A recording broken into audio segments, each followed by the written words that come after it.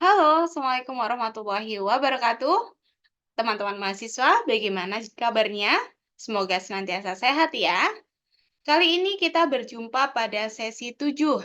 Kita sudah belajar tentang pengenalan teori dan tahapan perkembangan sosial emosional pada sesi 6.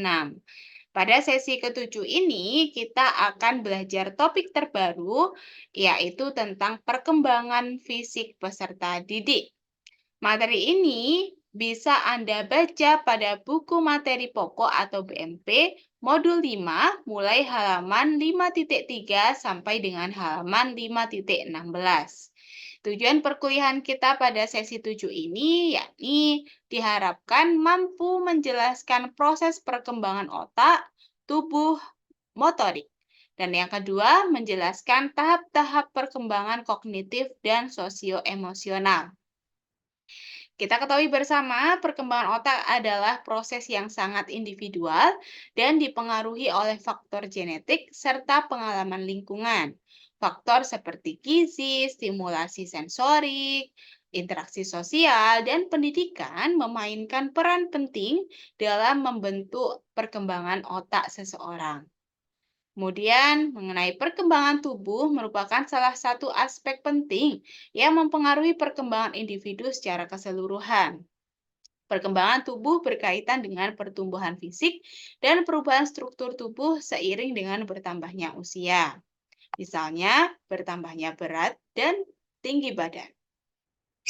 Kemudian perkembangan motorik merupakan kemampuan dan perkembangan gerakan fisik yang berkembang seiring pertumbuhan dan perkembangan anak. Ini melibatkan perkembangan keterampilan motorik kasar dan halus. Kemudian kognitif dapat diartikan sebagai tingkah laku yang mengakibatkan orang memperoleh pengetahuan atau yang dibutuhkan untuk pengetahuan.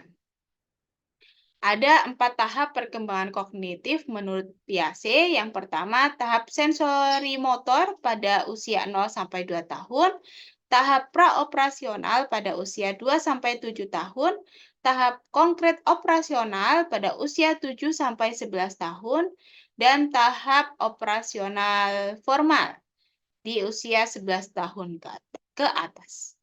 Nah, pada tahap perkembangan sosio-emosional, proses di mana individu mengembangkan keterampilan dan kemampuan dalam berinteraksi dengan orang lain, serta mengelola emosi mereka sendiri. Agar pemahaman Anda tentang perkembangan fisik peserta didik dapat dilakukan dengan baik, bisa dengan cara sebagai berikut.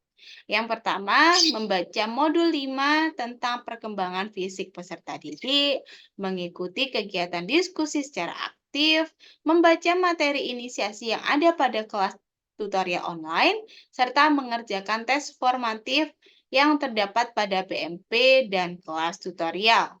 Bagi Anda yang belum memiliki materi pokok atau BMP versi cetak, Anda dapat membaca BMP versi digital yang telah tersedia di ruang baca virtual Perpustakaan Digital Universitas Terbuka pada laman pustaka.ut.ac.id/lib/ruangbaca. Tetap semangat, semoga selalu dimudahkan. Wassalamualaikum warahmatullahi wabarakatuh.